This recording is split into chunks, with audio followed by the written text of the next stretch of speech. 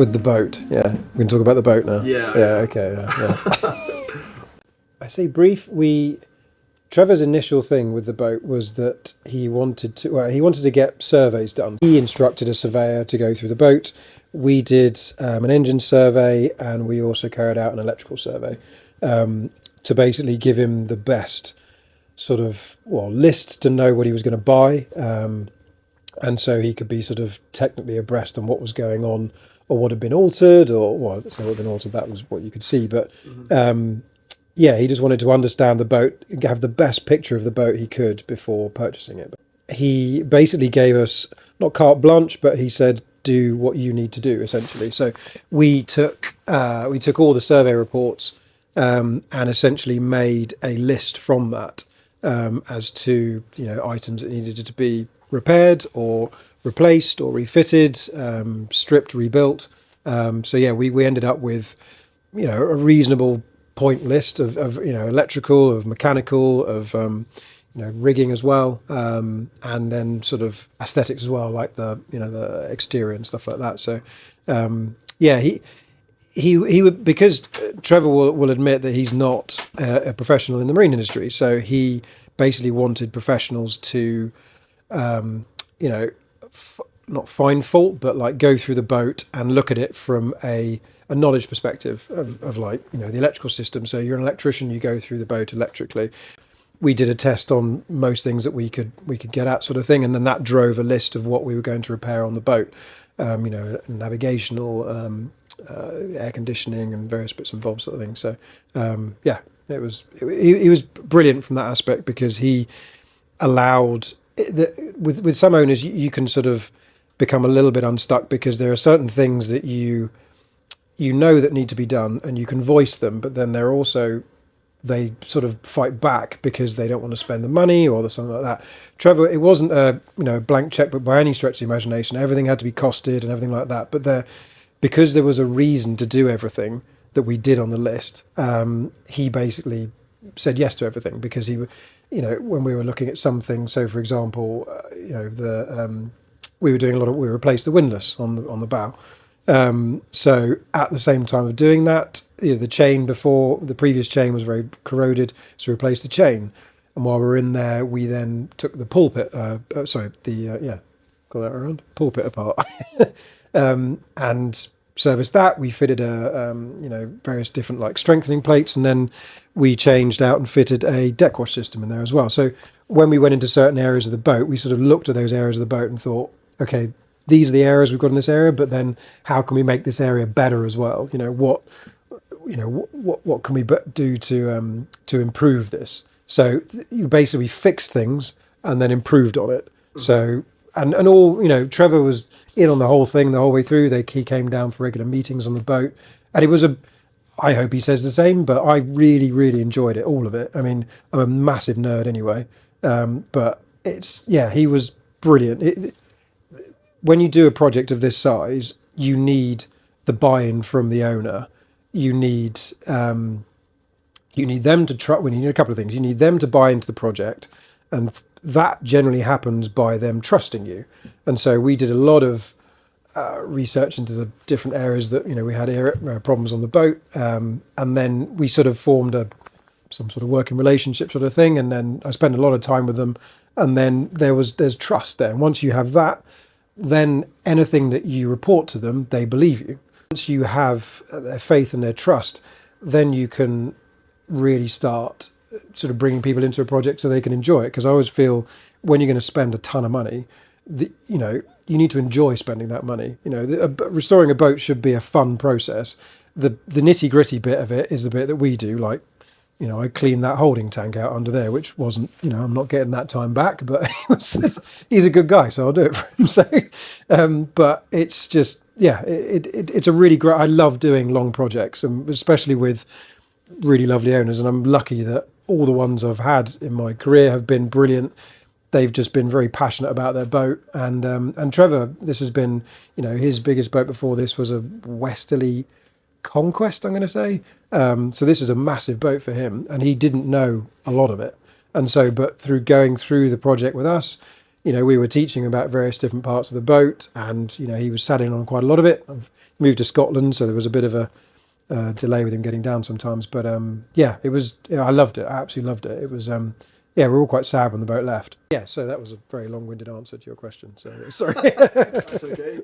What would you say that your favourite part of the project was? That is a very good question. I love the hood. I really love the hood. It's light, it's big, it's airy. We fitted. Oh, my friend Paul made the hood. We fitted like a thick panel to the windscreen, so they don't crinkle like normal hoods do. So it looks like a windscreen almost. And it's just transformed the cockpit, because it just transformed the space. And you can sit up there, and I've been up there in horrendous weather, and it's really very pleasant.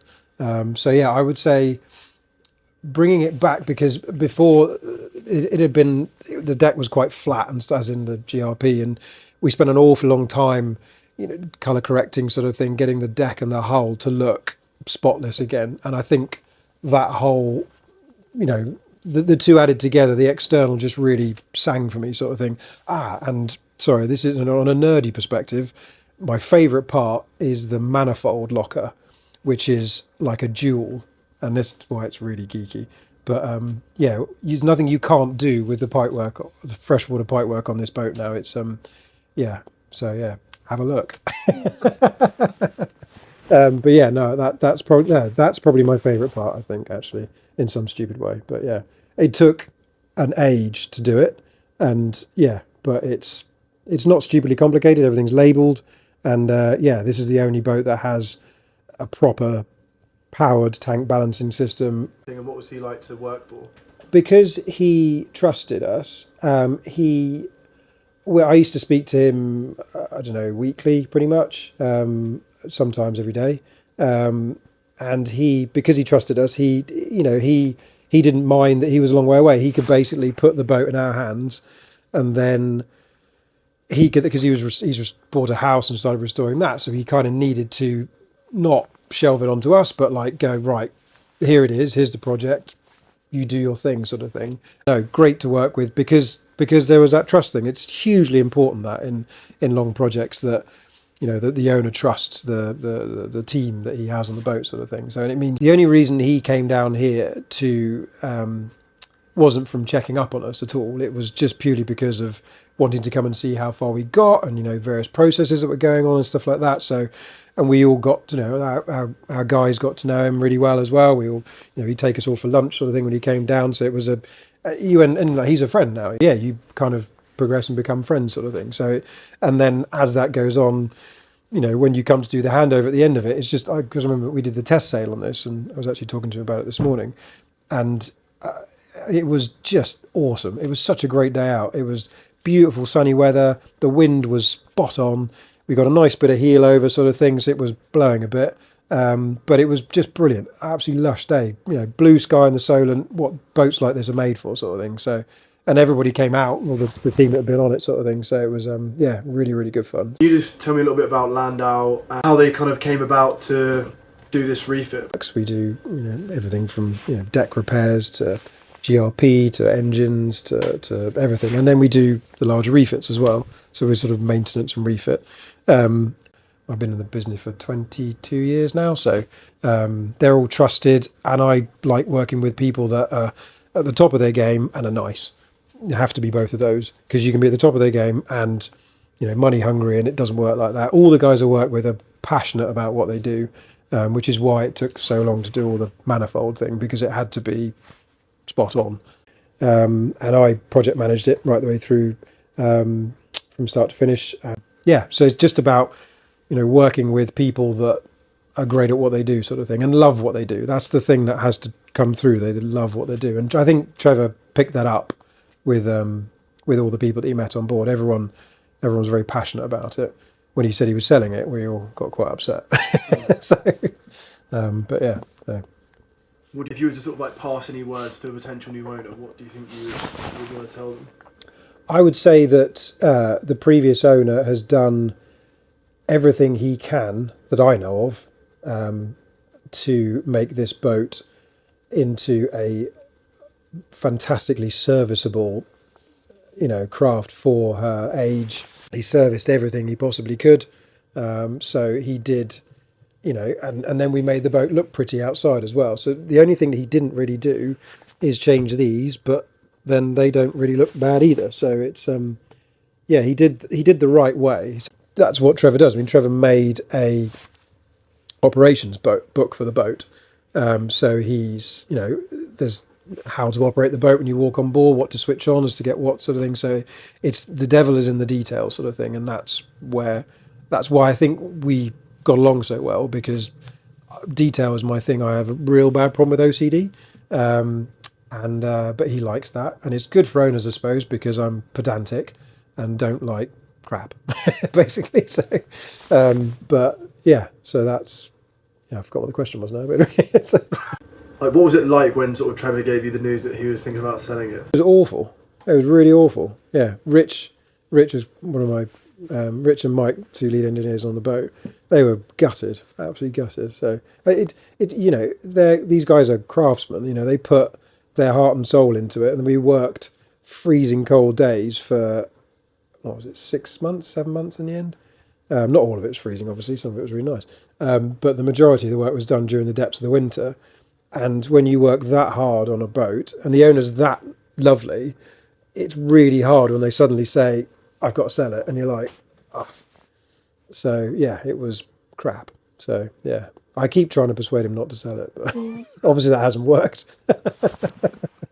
But then again, it'll be a wonderful boat for somebody else. Somebody else will love it and go and have adventures and stuff like that. These are adventure boats. You're supposed to go and take these and go and see things that other people don't all the time. Take it out with Solent, go to America if you want, go to sort of North Africa or wherever you want to go, sort of thing. So go around the Med, go do whatever you want. It can do it. So I think it's a big enough boat. It's got huge tanks, massive tanks. It's built for doing that sort of, and it's kind as well. Like there was a bit of swell when we went out, and you wouldn't know it. With this, it will just saunter on through, sort of thing. Like that's the advantage of the big keel and the weight. So yeah, not everyone's cup of tea, but to someone who wants a boat like this, I think she's wonderful. Yeah. It definitely. I mean, he's throwing money. That's the wrong word, but he's spent an awful lot of money on her, an awful lot of money, and it's the little things like we refurbished the lazarette, because the lazarette leaked. The old seals didn't work, sort of thing, and water just poured in. In fact, everything leaked into there. The gas blocker leaked. Whatever, there's a storage lock on the other side, that leaked as well. And the capping leaked as well, weirdly. So we, cut sections out of the capping, repaired it. We then repainted the entire room.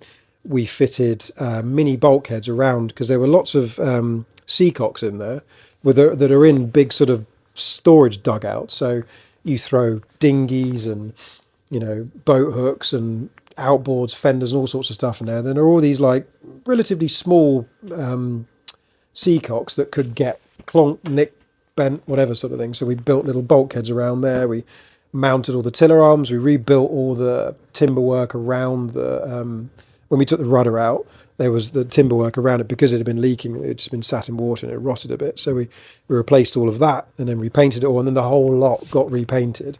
So it's now this sort of shiny gem when you open the door, sort of thing, and everything's light. There's a hanging rail in there because for obviously wet weather gear and stuff like that. And the beauty of that lazarette is, because the hydronic is in there. So it's getting very geeky now. The hydronic, as in the Eberspacher, has its expansion tank in there, which bubbles away, but it is also, it's a heater in its own effect. So that the lazarette stays warm if you've got the water heater on. So what we then turned it into a drying room for clothing. The tender's in there, but the tenders are always wet when you take them out, so the tender will dry. So it's a really usable space now. And I suppose that and the bow locker are just two examples of when we went into a space, we looked at it all. We're like, right, what are the problems in here? We've got a leak there. We've got that's not working properly. This unit isn't working properly, sort of thing. And so we then looked at those different areas and then picked apart what was in there, what wasn't working, what could be improved.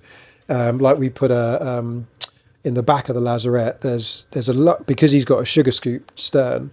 There's quite a large storage area that sits into the bathing platform, if you like, and so it was pointless, because you put something in there, you go out on the boat, and then it would roll forward into the the main area. So now he's got this big main area where he stores his tender and fenders and such like, and we put a mini bulkhead at the back, so he can put a kedge anchor back there, chain, all sorts of stuff. It's got limber holes in it, so it'll drain.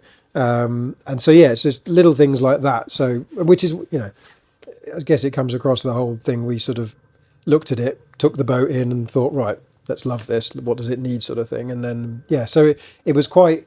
I don't like the term, but it was a very organic process, because you just, and that only works with an owner that doesn't mind, that really gets into the project, and admittedly has the bank balance to be able to do that. Not everybody has, and you don't need to do that to every boat.